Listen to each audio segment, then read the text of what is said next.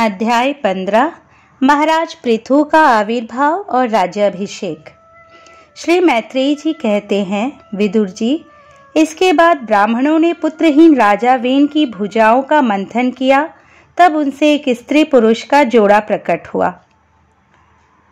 ब्रह्मचारी ऋषि उस जोड़े को उत्पन्न हुआ देख और उसे भगवान का अंश जान बहुत प्रसन्न हुए और बोले। ऋषियों ने कहा, यह पुरुष भगवान विष्णु की विश्वपालिनी कला से प्रकट हुआ है और यह स्त्री उन परम पुरुष की अनपायिनी, कभी अलग न होने वाली शक्ति लक्ष्मी जी का अवतार है। इनमें से जो पुरुष है वह अपने सुयश का प्रथन विस्तार करने के कारण परम यशस्वी पृथु नामक सम्राट होगा। राजाओं में यही सबसे पहला होगा। यह सुंदर दांतों वाली एवं गुण और आभूषणों को भी विभूषित करने वाली सुंदरी इन पृथु को ही अपना पति बनाएगी। इसका नाम अर्ची होगा। पृथु के रूप में साक्षात श्री हरि के अंश ने ही संसार की रक्षा के लिए अवतार लिया है और अर्ची के रूप में निरंतर भगवान की सेवा में रहने वाली उनकी नित्य सहचरी श्री लक्ष्मी जी ही प्रकट हुई हैं। श्री मैत्रेयी जी कहते हैं, विदुर जी, उस समय ब्राह्मण लोग पृथु की स्तुति करने लगे। श्रेष्ठ गंधर्वों ने गुणगान किया, सिद्धों ने पुष्पों की वर्षा की, अप्सराएं नाचने लगी, आकाश में शंख, तुरही, मृदंग और दुंदुभी आदि बाजे बजने लगे। समस्त देवता, ऋषि और पितर अपने अपने लोकों से वहां आए। जगत गुरु ब्रह्मा जी देवता और देवेश्वरों के साथ पधारे। उन्होंने वेन कुमार पृथु के दाहिने हाथ में भगवान विष्णु की हस्तरेखाएं और चरणों में कमल का चिन्ह देखकर उन्हें श्री हरि का ही अंश समझा, क्योंकि जिसके हाथ में दूसरी रेखाओं से बिना कटा हुआ चक्र का चिन्ह होता है वह भगवान का ही अंश होता है। वेदवादी ब्राह्मणों ने महाराज पृथु के अभिषेक का आयोजन किया। सब लोग उसकी सामग्री जुटाने में लग गए। उस समय नदी, समुद्र, पर्वत, सर्प, गौ, पक्षी, मृग, स्वर्ग, पृथ्वी तथा अन्य सब प्राणियों ने भी उन्हें तरह तरह से उपहार भेंट किए। सुंदर वस्त्र और आभूषणों से अलंकृत महाराज पृथु का विधिवत राज्याभिषेक हुआ। उस समय अनेकों अलंकारों से सजी हुई महारानी अर्ची के साथ वे दूसरे अग्निदेव के सदृश जान पड़ते थे। वीर विदुर जी, उन्हें कुबेर ने बड़ा ही सुंदर सोने का सिंहासन दिया तथा वरुण ने चंद्रमा के समान श्वेत और प्रकाशमय छत्र दिया, जिससे निरंतर जल की फुहियां झरती रहती थी। वायु ने 2 चंवर, धर्म ने कीर्तिमयी माला, इंद्र ने मनोहर मुकुट, यम ने दमन करने वाला दंड, ब्रह्मा ने वेदमय कवच, सरस्वती ने सुंदर हार, विष्णु भगवान ने सुदर्शन चक्र, विष्णु प्रिया लक्ष्मी जी ने अविचल संपत्ति, रुद्र ने 10 चंद्राकार चिन्हों से युक्त कोश वाली तलवार, अंबिका जी ने 100 चंद्राकार चिन्हों वाली ढाल, चंद्रमा ने अमृतमय अश्व, त्वष्टा ने सुंदर रथ, अग्नि ने बकरे और गौ के सींगों का बना हुआ सुदृढ़ धनुष, सूर्य ने तेजोमय बाण, पृथ्वी ने चरण स्पर्श मात्र से अभीष्ट स्थान पर पहुंचा देने वाली योगमयी पादुकाएं, आकाश के अभिमानी द्यौ देवताओं ने नित्य नूतन पुष्पों की माला, आकाश विहारी सिद्ध गंधर्वादी ने नाचने, गाने, बजाने और अंतर्धान हो जाने की शक्तियां, ऋषियों ने अमोघ आशीर्वाद, समुद्र ने अपने से उत्पन्न हुआ शंख तथा 7 समुद्र, पर्वत और नदियों ने उनके रथ के लिए बेरोक टोक मार्ग उपहार में दिए। इसके पश्चात सूत, मागध और वंदीजन उनकी स्तुति करने के लिए उपस्थित हुए। तब उन स्तुति करने वालों का अभिप्राय समझकर वेन पुत्र परम प्रतापी महाराज पृथु ने हंसते हुए मेघ के समान गंभीर वाणी में कहा। पृथु ने कहा, सौम्य, सूत, मागध और वंदीजन, अभी तो लोक में मेरा कोई भी गुण प्रकट नहीं हुआ, फिर तुम किन गुणों को लेकर मेरी स्तुति करोगे? मेरे विषय में तुम्हारी वाणी व्यर्थ नहीं होनी चाहिए, इसलिए मुझसे भिन्न किसी और की स्तुति करो। मृदुभाषियों, कालांतर में जब मेरे अप्रकट गुण प्रकट हो जाएं, तब भरपेट अपनी मधुर वाणी से मेरी स्तुति कर लेना। देखो, शिष्ट पुरुष पवित्र कीर्ति श्री हरि के गुणानुवाद के रहते हुए तुच्छ मनुष्यों की स्तुति नहीं किया करते।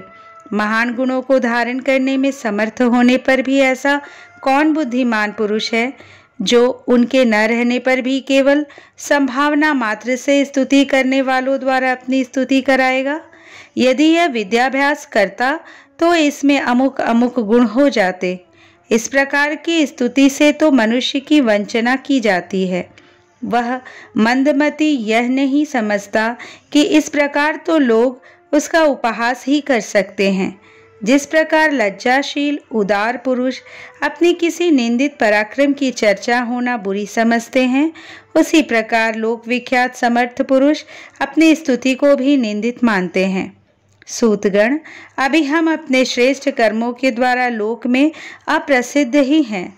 हमने अब तक कोई भी ऐसा काम नहीं किया है जिसकी प्रशंसा की जा सके।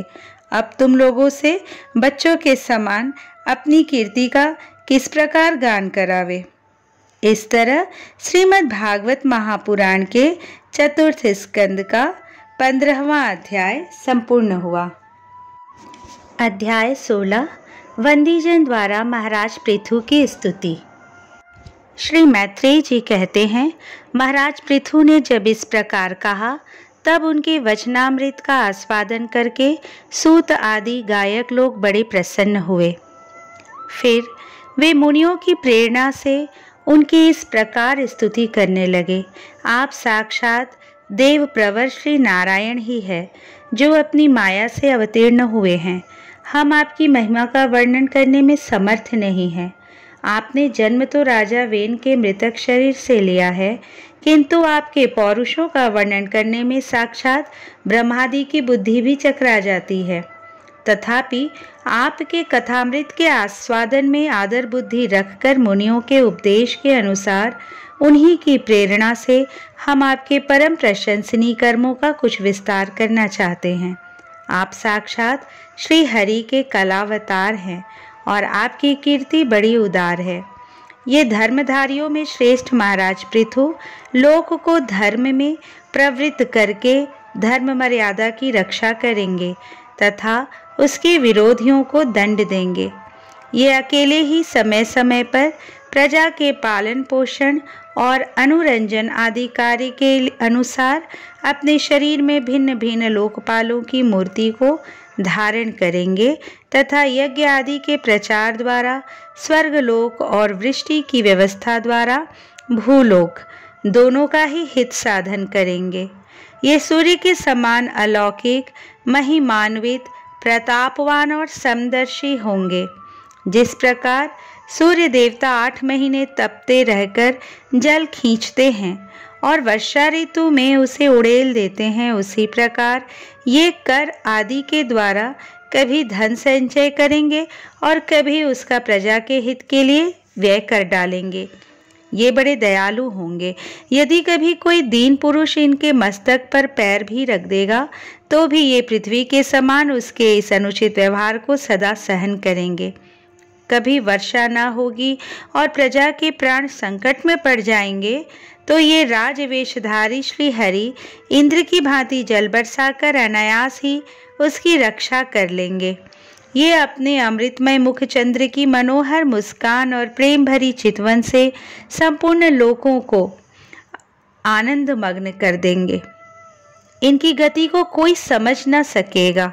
इनके कार्य भी गुप्त होंगे तथा उन्हें संपन्न करने का ढंग भी बहुत गंभीर होगा। इनका धन सदा सुरक्षित रहेगा। ये अनंत महात्म्य और गुणों के एकमात्र आश्रय होंगे। इस प्रकार मनस्वी पृथु साक्षात वरुण के समान ही होंगे। महाराज पृथु वेन रूप अरणि के मंथन से प्रकट हुए अग्नि के समान हैं। शत्रुओं के लिए ये अत्यंत दुर्धर्ष और दुस्सह होंगे।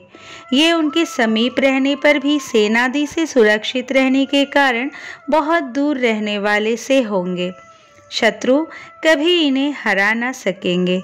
जिस प्रकार प्राणियों के भीतर रहने वाला प्राण रूप सूत्रात्मा शरीर के भीतर बाहर के समस्त व्यापारों को देखते रहने पर भी उदासीन रहता है, उसी प्रकार ये गुप्तचरों के द्वारा प्राणियों के गुप्त और प्रकट सभी प्रकार के व्यापार देखते हुए भी अपनी निंदा और स्तुति आदि के प्रति उदासीनवत रहेंगे। ये धर्म मार्ग में स्थित रहकर अपने शत्रु के पुत्र को भी दंडनीय न होने पर कोई दंड ना देंगे और दंडनीय होने पर तो अपने पुत्र को भी दंड देंगे। भगवान सूर्य मानसोत्तर पर्वत तक जितने प्रदेश को अपनी किरणों से प्रकाशित करते हैं, उस संपूर्ण क्षेत्र में इनका निष्कंटक राज्य रहेगा। ये अपने कार्यों से सब लोगों को सुख पहुंचावेंगे, उनका रंजन करेंगे। इससे उन मनोरंजनात्मक व्यापारों के कारण प्रजा इन्हें राजा कहेगी। ये बड़े दृढ़ संकल्प सत्य प्रतिज्ञ ब्राह्मण भक्त वृद्धों की सेवा करने वाले, शरणागत वत्सल, सब प्राणियों को मान देने वाले और दीनों पर दया करने वाले होंगे। ये पर स्त्री में माता के समान भक्ति रखेंगे, पत्नी को अपने आधे अंग के समान मानेंगे, प्रजा पर पिता के समान प्रेम रखेंगे और ब्रह्मवादियों के सेवक होंगे। दूसरे प्राणी उन्हें उतना ही चाहेंगे जितना अपने शरीर को। ये सूर्योदय के आनंद को बढ़ाएंगे। ये सर्वदा वैराग्यवान पुरुषों से विशेष प्रेम करेंगे और दुष्टों को दंडपाणी यमराज के समान सदा दंड देने के लिए उद्यत रहेंगे। तीनों गुणों के अधिष्ठाता और निर्विकार साक्षात श्री नारायण ने ही इनके रूप में अपने अंश से अवतार लिया है, जिनमें पंडित लोग अविद्यावश प्रतीत होने वाले इस नानात्व को मिथ्या ही समझते हैं। ये अद्वितीय वीर और एक छत्र सम्राट होकर अकेले ही उदयाचल पर्यंत समस्त भूमंडल की रक्षा करेंगे तथा अपने जयशील रथ पर चढ़कर धनुष हाथ में लिए सूर्य के समान सर्वत्र प्रदक्षिणा करेंगे। उस समय जहाँ तहाँ सभी लोकपाल और पृथ्वीपाल इन्हें भेंट समर्पण करेंगे। उनकी स्त्रियां इनका गुणगान करेंगी और इन आदिराज को साक्षात श्री हरि ही समझेंगी। ये प्रजापालक राजाधिराज होकर प्रजा के जीवन निर्वाह के लिए गो रूप धारिणी पृथ्वी का दोहन करेंगे और इंद्र के समान अपने धनुष के कोनों से बातों की बात में पर्वतों को तोड़ फोड़ कर पृथ्वी को समतल कर देंगे। रणभूमि में कोई भी इनका वेग नहीं सह सकेगा। जिस समय ये जंगल में पूंछ उठाकर विचरते हुए सिंह के समान अपने आजगव धनुष का टंकार करते हुए भूमंडल में विचरेंगे, उस समय सभी दुष्टजन इधर उधर छिप जाएंगे। ये सरस्वती के उद्गम स्थान पर 100 अश्वमेध यज्ञ करेंगे। तब अंतिम यज्ञ अनुष्ठान के समय इंद्र इनके घोड़े को हर कर ले जाएंगे। अपने महल के बगीचे में इनकी एक बार भगवान सनत कुमार से भेंट होगी।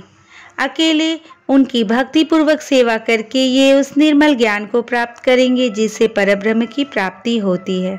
इस प्रकार जब इनके पराक्रम जनता के सामने आ जाएंगे, तब ये परम पराक्रमी महाराज जहाँ तहाँ अपने चरित्र की ही चर्चा सुनेंगे।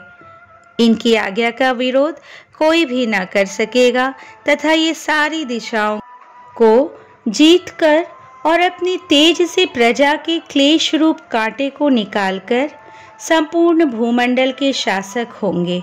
उस समय देवता और असुर भी इनके विपुल प्रभाव का वर्णन करेंगे। इस प्रकार श्रीमद् भागवत महापुराण के चतुर्थ स्कंद का 16वां अध्याय संपूर्ण हुआ। अध्याय 17 महाराज पृथु का पृथ्वी पर कुपित होना और पृथ्वी के द्वारा उनकी स्तुति करना। श्री मैत्रेय जी कहते हैं, इस प्रकार जब वंदी जन ने महाराज पृथु के गुण और कर्मों का बखान करके उनकी प्रशंसा की, तब उन्होंने भी उनकी बड़ाई करके तथा उन्हें मनचाही वस्तुएं देकर संतुष्ट किया। उन्होंने ब्राह्मण आदि चारों वर्णों, सेवकों, मंत्रियों, पुरोहितों, पुरवासियों, देशवासियों, भिन्न भिन्न व्यवसायियों तथा अन्य अज्ञानुवर्तियों का भी सत्कार किया। विदुर जी ने पूछा, ब्राह्मण, पृथ्वी तो अनेक रूप धारण कर सकती है, उसने गौ का रूप ही क्यों धारण किया? और जब महाराज पृथ्वी ने उसे दूहा तब बछड़ा कौन बना और दूहने का पात्र क्या हुआ? पृथ्वी देवी तो पहले स्वभाव से ही ऊंची नीची थी, उसे उन्होंने समतल किस प्रकार किया और इंद्र उनके यज्ञ संबंधी घोड़े को क्यों हर ले गए? ब्रह्म ज्ञानियों में श्रेष्ठ भगवान सनत कुमार जी से ज्ञान और विज्ञान प्राप्त करके वे राजर्षि किस गति को प्राप्त हुए? पृथु रूप से सर्वेश्वर भगवान श्री कृष्ण ही अवतार ग्रहण किया था, अतः पुण्य कीर्ति श्री हरि के उस पृथु अवतार से संबंध रखने वाले जो और भी पवित्र चरित्र हो वे सभी आप मुझसे कहिए। मैं आपका और श्री कृष्णचंद्र का बड़ा अनुरक्त भक्त हूँ। श्री सूत जी कहते हैं, जब विदुर जी ने भगवान वासुदेव की कथा कहने के लिए इस प्रकार प्रेरणा की, तब श्री मैत्रेय जी प्रसन्न चित्त से उनकी प्रशंसा करते हुए कहने लगे। श्री मैत्रेय जी ने कहा, विदुर जी, ब्राह्मणों ने महाराज पृथु का राज्याभिषेक करके उन्हें प्रजा का रक्षक उद्घोषित किया। इन दिनों पृथ्वी अन्नहीन हो गई थी, इसलिए भूख के कारण प्रजाजनों के शरीर सूख कर कांटे हो गए थे। उन्होंने अपने स्वामी पृथु के पास आकर कहा, राजन, जिस प्रकार कोटर में सुलगती हुई आग से पेड़ जल जाता है, उसी प्रकार हम पेट की भीषण ज्वाला से जल रहे हैं। आप शरणागतों की रक्षा करने वाले हैं और हमारे अन्नदाता प्रभु बनाए गए हैं, इसलिए हम आपकी शरण में आए हैं। आप समस्त लोगों की रक्षा करने वाले हैं, आप ही हमारी जीविका के भी स्वामी हैं। अतः राजेश्वर, आप हम क्षुधा पीड़ितों को शीघ्र ही अन्न देने का प्रबंध कीजिए। ऐसा न हो कि अन्न मिलने से पहले ही हमारा अंत हो जाए। श्री मैत्रेय जी कहते हैं, कुरुवर, प्रजा का करुण क्रंदन सुनकर महाराज पृथु बहुत देर तक विचार करते रहे। अंत में उन्हें अन्नाभाव का कारण मालूम हो गया। पृथ्वी ने स्वयं ही अन्न एवं औषधि को अपने भीतर छिपा लिया है।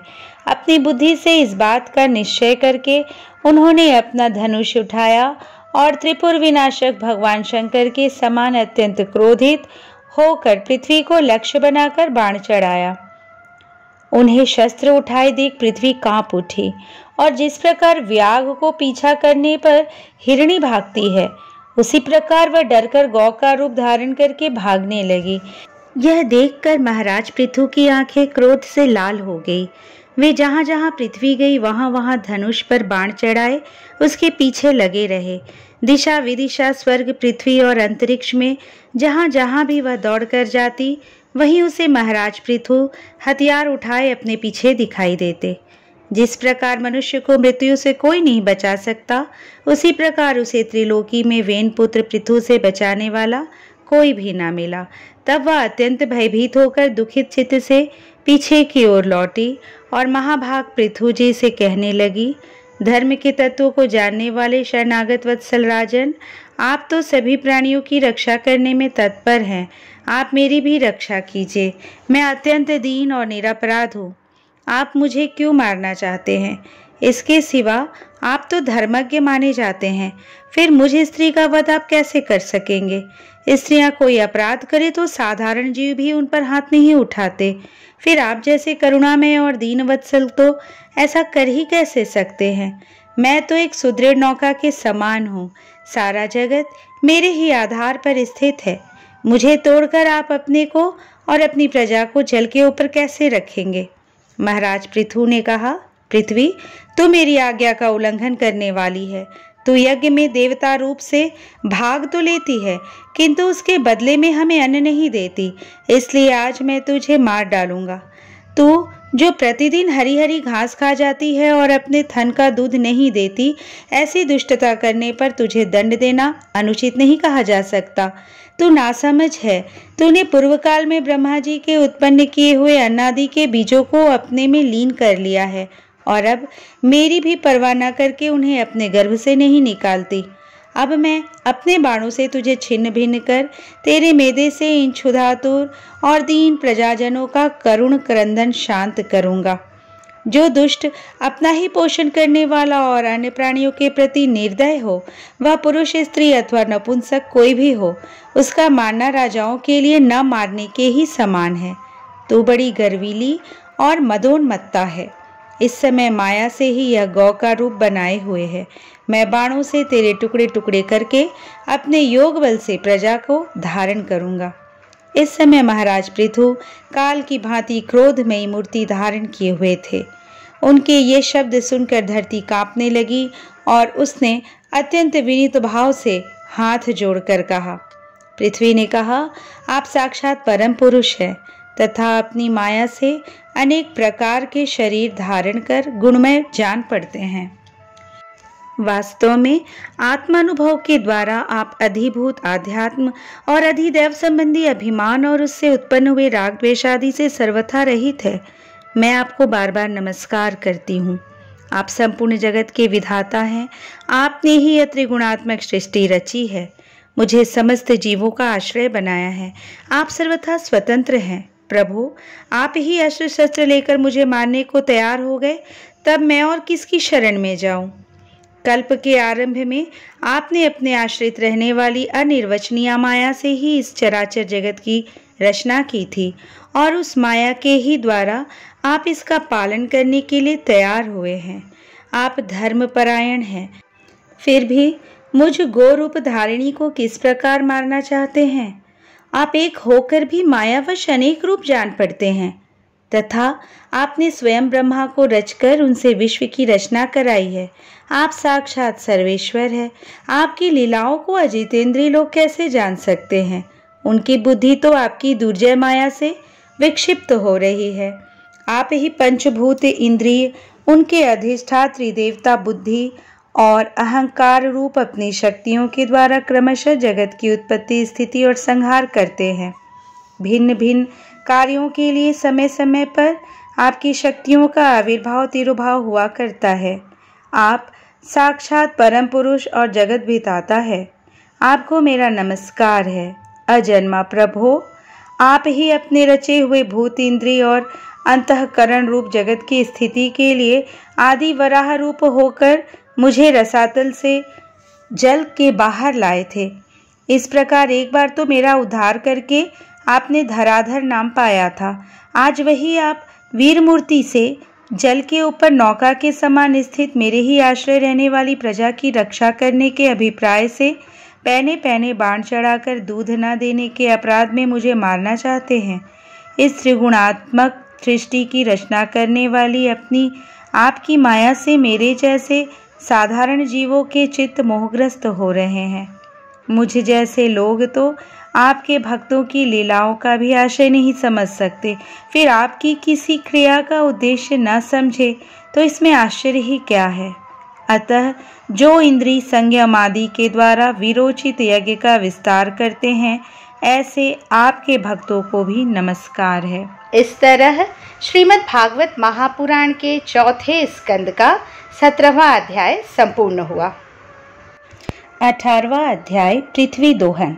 श्री मैत्रेय जी कहते हैं, विदुर जी, इस समय महाराज पृथु के होठ क्रोध से कांप रहे थे। उनके इस प्रकार स्तुति कर पृथ्वी ने अपने हृदय को विचार पूर्वक समाहित किया और डटे डटे उनसे कहा, प्रभो, आप अपना क्रोध शांत कीजिए और मैं जो प्रार्थना करती हूँ उसे ध्यान देकर सुनिए। बुद्धिमान पुरुष भ्रमर के समान सभी जगह से सार ग्रहण कर लेते हैं। तत्वदर्शी मुनियों ने इस लोक और परलोक में मनुष्यों का कल्याण करने के लिए कृषि, अग्निहोत्र आदि बहुत से उपाय निकाले और काम में लिए हैं। उन प्राचीन ऋषियों के बताए हुए उपायों का इस समय भी जो पुरुष श्रद्धापूर्वक भली भांति आचरण करता है, वह सुगमता से अभिष्ट फल प्राप्त कर लेता है। परंतु जो अज्ञानी पुरुष उनका अनादर करके अपने मन कल्पित उपायों का आश्रय लेता है, उसके सभी उपाय और प्रयत्न बार बार निष्फल होते रहते हैं। राजन, पूर्व काल में ब्रह्मा जी ने जिन धान्य आदि को उत्पन्न किया था, मैंने देखा कि यम नियम आदि व्रतों का पालन न करने वाले दुराचारी लोग ही उन्हें खाए जा रहे हैं। लोक रक्षक, आप राज लोगों ने मेरा पालन और आदर करना छोड़ दिया, इसलिए सब लोग चोरों के समान हो गए हैं। इसी से यज्ञ के लिए औषधियों को मैंने अपने में छिपा लिया। अब अधिक समय हो जाने से अवश्य ही वे धान्य मेरे उदर में जीर्ण हो गए हैं।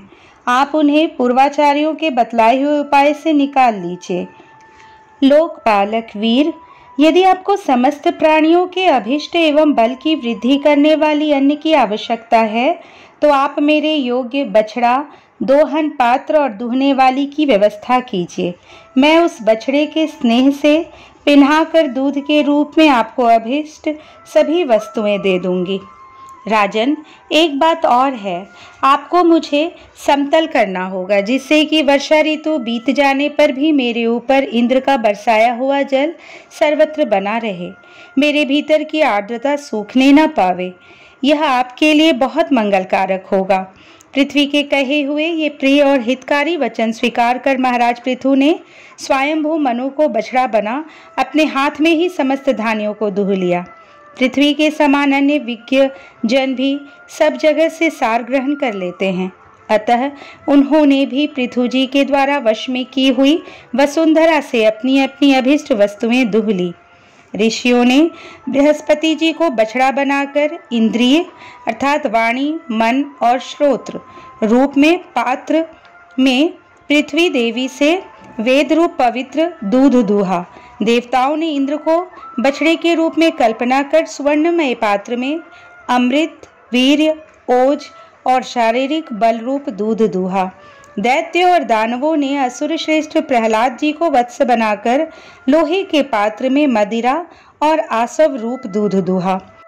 गंधर्व और अप्सराओं ने विश्वावसु को बछड़ा बनाकर कमल रूप पात्र में संगीत, माधुर्य और सौंदर्य रूप दूध दूहा।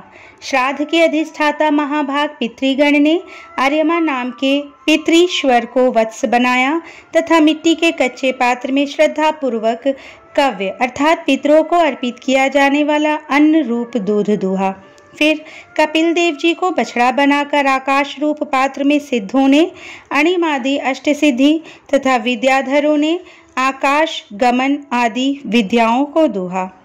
किम पुरुष आदि अन्य मायावियों ने मय दानव को बछड़ा बनाया तथा अंतर्धान होना, विचित्र रूप धारण कर लेना आदि संकल्पमयी मायावों को दुग्ध रूप से दूहा।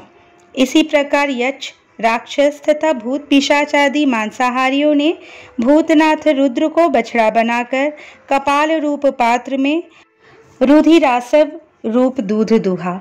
बिना फन वाले सांप, नाग और बिच्छू आदि विषैले जंतुओं ने तक्षक को बछड़ा बनाकर मुख रूप पात्र में विष रूप दूध दूहा। पशुओं ने भगवान रुद्र के वाहन बैल को वत्स बनाकर वन रूप पात्र में तृण रूप दूध दूहा। बड़ी बड़ी दाढ़ों वाले मांसभक्षी जीवों ने सिंह रूप बछड़े के द्वारा अपने शरीर रूप पात्र में कच्चा मांस रूप दूध दूहा तथा गरुड़ जी को वत्स बनाकर पक्षियों ने कीट पतंग आदि चर और फल आदि अचर पदार्थों को दुग्ध रूप से दूहा।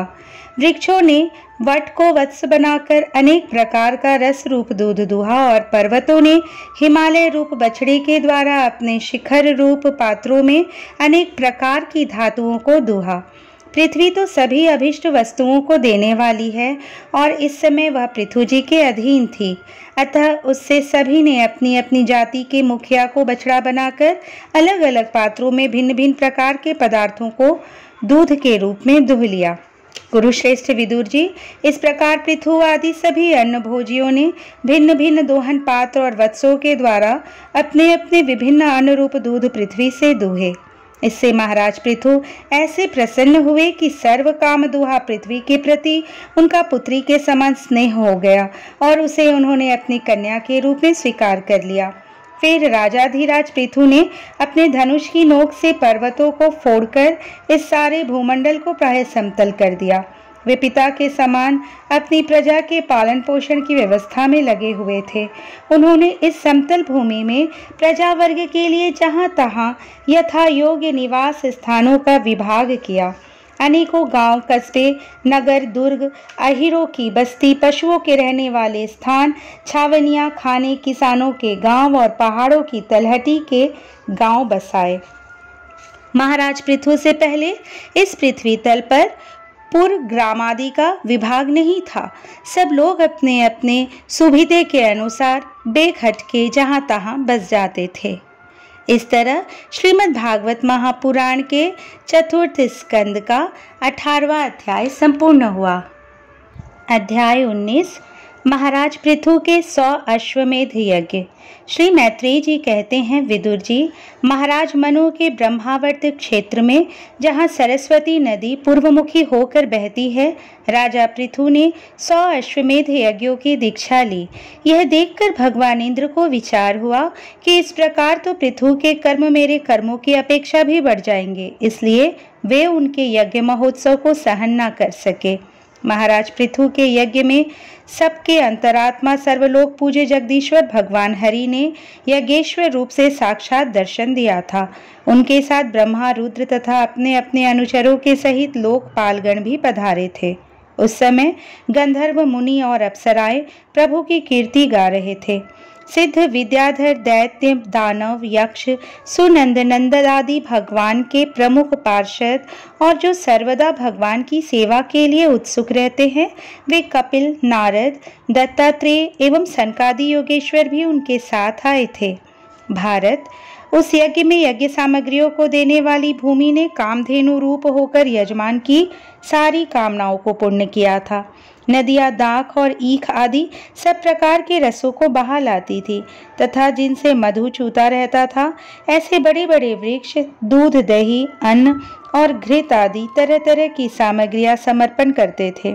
समुद्र बहुत सी रत्न राशियां, पर्वत, भक्ष, भोज, चोष और लेह्य 4 प्रकार के अन्न तथा लोकपालों के सहित संपूर्ण लोक तरह तरह के उपहार उन्हें समर्पण करते थे। महाराज पृथु तो एकमात्र श्री हरि को ही अपना प्रभु मानते थे।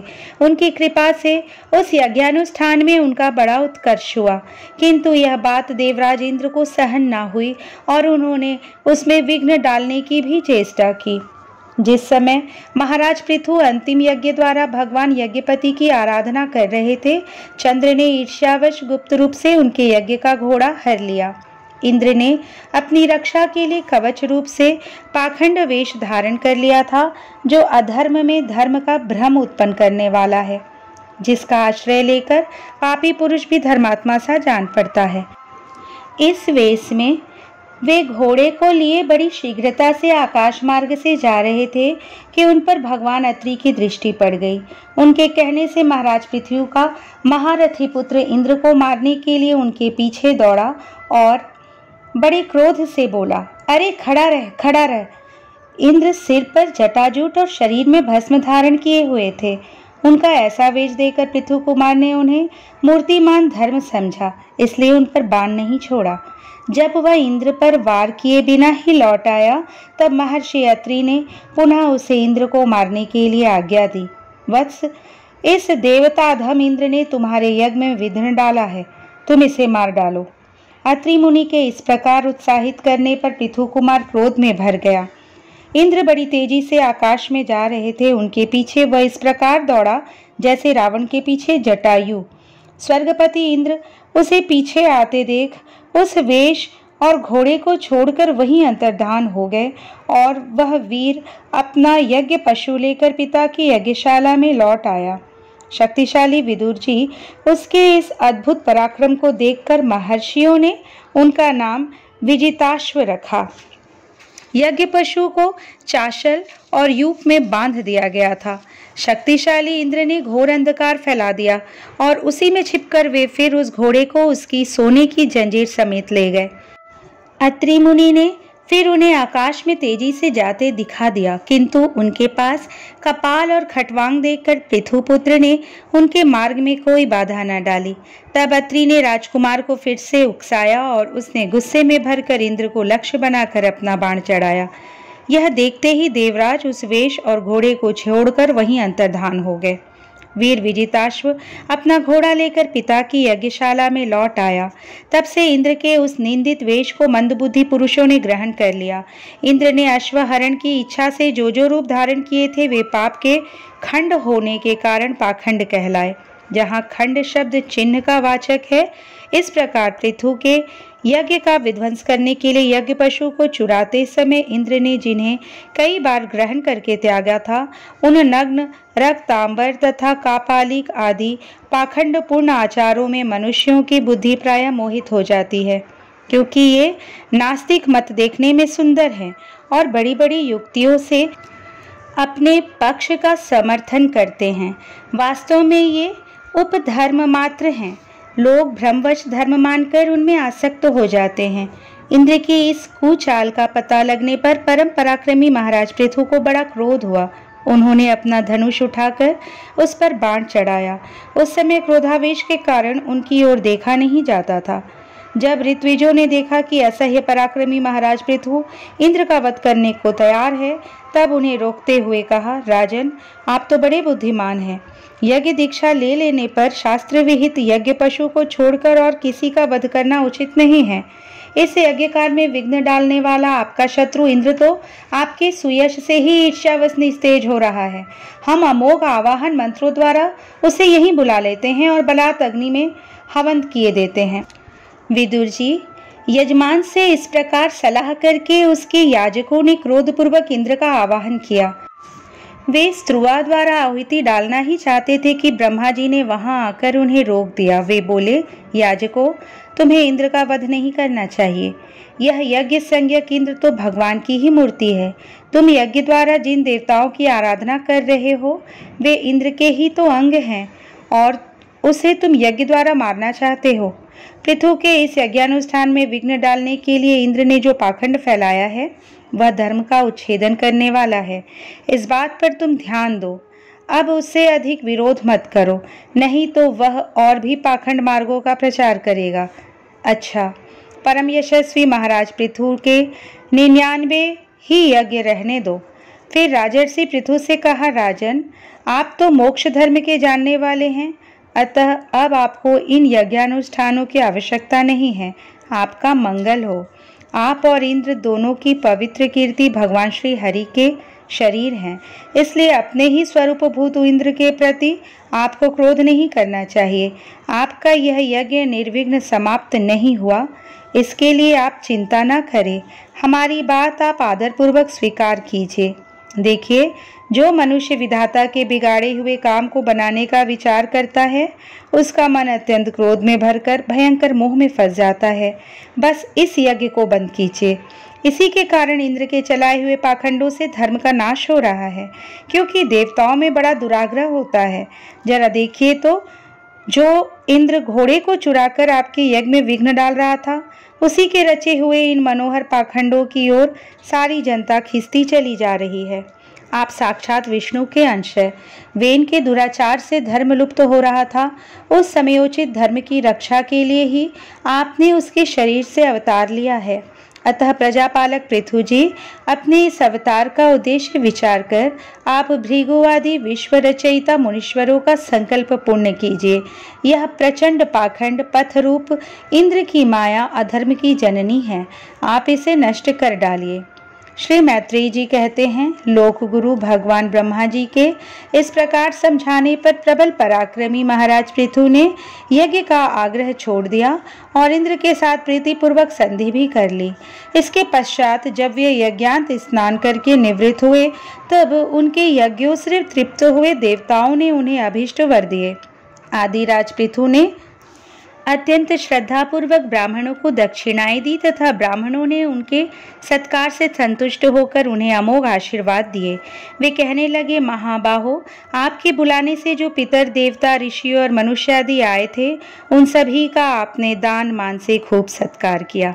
इस तरह श्रीमद् भागवत महापुराण के चतुर्थ स्कंद का 19वां अध्याय संपूर्ण हुआ। अध्याय 20 महाराज पृथु की यज्ञशाला में श्री विष्णु भगवान का प्रादुर्भाव। श्री मैत्रेय जी कहते हैं, विदुर जी, महाराज पृथु के 99 यज्ञों से यज्ञ भोक्ता यज्ञेश्वर भगवान विष्णु को भी बड़ा संतोष हुआ। उन्होंने इंद्र के सहित वहां उपस्थित होकर उनसे कहा। श्री भगवान ने कहा, राजन, इंद्र ने तुम्हारे 100 अश्वमेध पूरे ये करने के संकल्प में विघ्न डाला है। अब ये तुमसे क्षमा चाहते हैं, तुम इन्हें क्षमा कर दो। नरदेव, जो श्रेष्ठ मानव साधु और सद्बुद्धि संपन्न होते हैं, वे दूसरे जीवों से द्रोह नहीं करते, क्योंकि यह शरीर ही आत्मा नहीं है। यदि तुम जैसे लोग भी मेरी माया से मोहित हो जाए तो समझना चाहिए कि बहुत दिनों तक की हुई ज्ञानी जनों की सेवा से केवल श्रम ही हाथ लगा। ज्ञानवान पुरुष इस शरीर को अविद्या, वासना और कर्मों का ही पुतला समझकर इसमें आसक्त नहीं होता। इस प्रकार जो इस शरीर में ही आसक्त नहीं है, वह विवेकी पुरुष इससे उत्पन्न हुए घर, पुत्र और धन आदि में भी किस प्रकार ममता रख सकता है।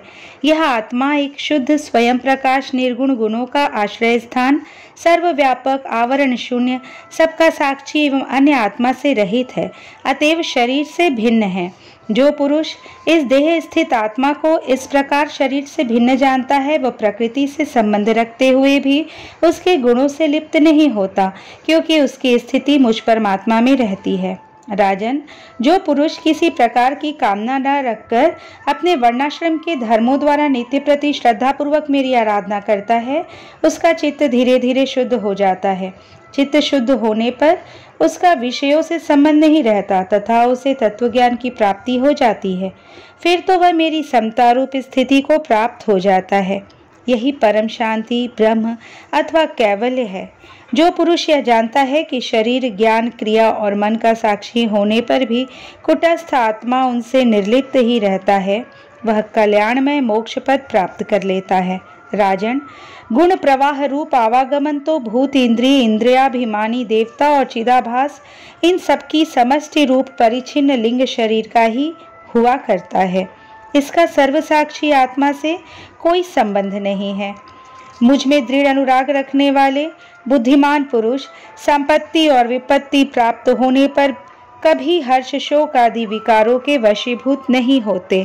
इसलिए वीरवर, तुम उत्तम, मध्यम और अधम पुरुषों को समान भाव रखकर सुख दुख को भी एक साथ समझो तथा मन और इंद्रियों को जीतकर मेरे ही द्वारा जुटाए हुए मंत्री आदि समस्त राजकीय पुरुषों की सहायता से संपूर्ण लोकों की रक्षा करो। राजा का कल्याण प्रजा पालन में ही है। इससे उसे परलोक में प्रजा के पुण्य का 6वां भाग मिलता है।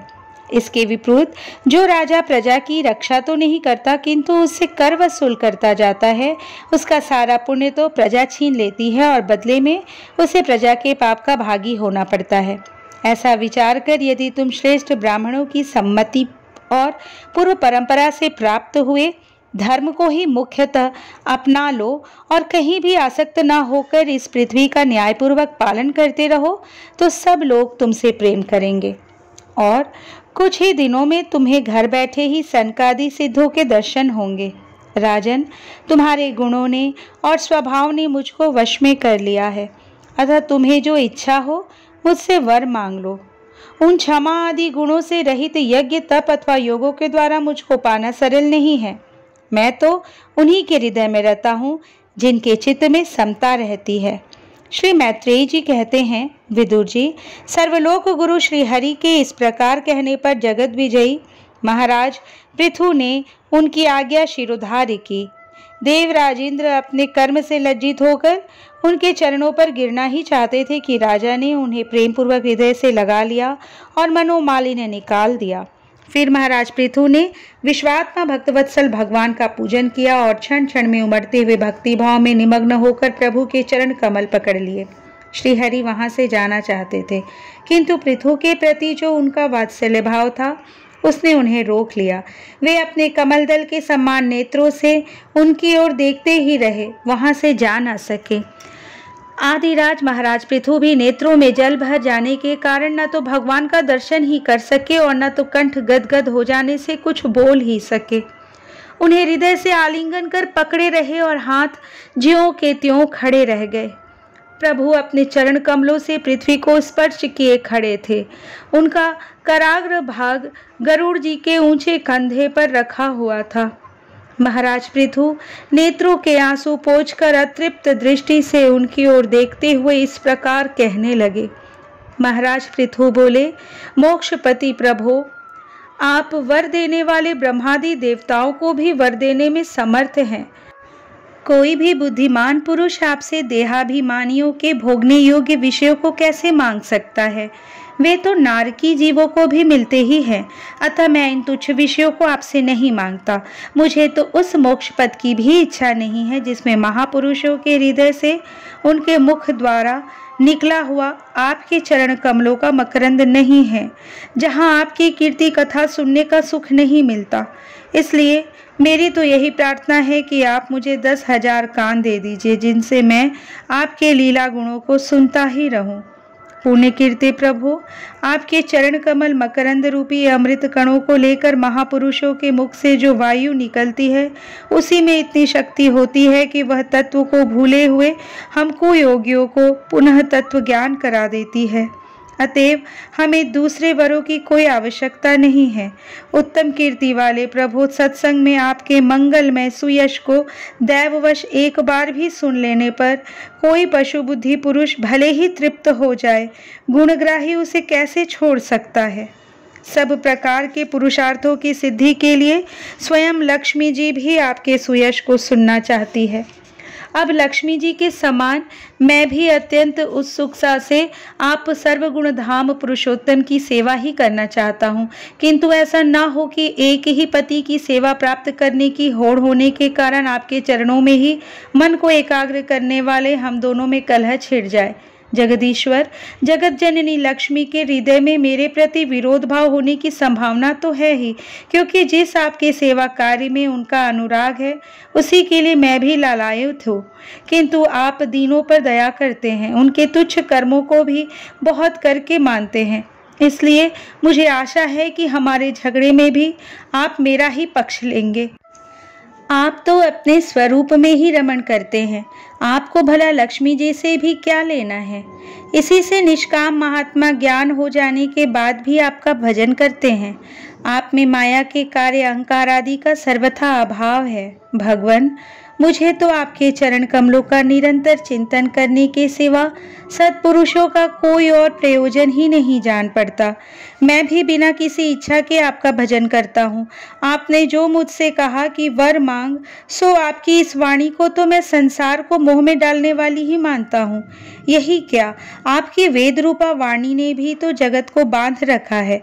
यदि उस वेदवाणी रूप रस्सी से लोग बंधे ना होते तो वे मोहवश सकाम कर्म क्यों करते? प्रभो, आपकी माया से ही मनुष्य अपने वास्तविक स्वरूप आपसे विमुख होकर अज्ञानवश अन्य स्त्री पुत्रादि की इच्छा करता है। फिर भी जिस प्रकार पिता पुत्र की प्रार्थना की अपेक्षा न रखकर अपने आप ही पुत्र का कल्याण करता है, उसी प्रकार आप भी हमारी इच्छा के अपेक्षा न करके हमारे हित के लिए स्वयं ही प्रयत्न करें। श्री मैत्रेयी जी कहते हैं, आदिराज पृथु के इस प्रकार स्तुति करने पर सर्वसाक्षी श्री हरि ने उनसे कहा, राजन, तुम्हारी मुझ में भक्ति हो। बड़े सौभाग्य की बात है कि तुम्हारा चित्त इस प्रकार मुझ में लगा हुआ है। ऐसा होने पर तो पुरुष सहज में ही मेरी उस माया को पार कर लेता है, जिसको छोड़ना या जिसके बंधन से छूटना अत्यंत कठिन है। अब तुम सावधानी से मेरी आज्ञा का पालन करते रहो। प्रजापालक नरेश, जो पुरुष मेरी आज्ञा का पालन करता है उसका सर्वत्र मंगल होता है। श्री मैत्रेयी जी कहते हैं, विदुर जी, इस प्रकार भगवान ने राजर्षि पृथु के सारगर्भित वचनों का आदर किया। फिर पृथु ने उनकी पूजा की और प्रभु उन पर सब प्रकार कृपा कर वहां से चलने को तैयार हुए। महाराज पृथु ने वहां जो देवता, ऋषि, पितर, गंधर्व, सिद्ध, चारण, नाग, किन्नर, अप्सरा, मनुष्य और पक्षी आदि अनेक प्रकार के प्राणी एवं भगवान के पार्षद आए थे, उन सभी का भगवत बुद्धि से भक्तिपूर्वक वाणी और धन के द्वारा हाथ जोड़कर पूजन किया। इसके बाद वे सब अपने अपने स्थानों को चले गए। भगवान अच्युत भी राजा पृथु एवं उनके पुरोहितों का चित्त चुराते हुए अपने धाम को सिधारे। तदंतर अपना स्वरूप दिखाकर अंतर्धान हुए। अव्यक्त स्वरूप देवाधिदेव भगवान को नमस्कार करके राजा पृथु भी अपनी राजधानी में चले आए। इस तरह श्रीमद् भागवत महापुराण के चतुर्थ स्कंद का 20वां अध्याय संपूर्ण हुआ।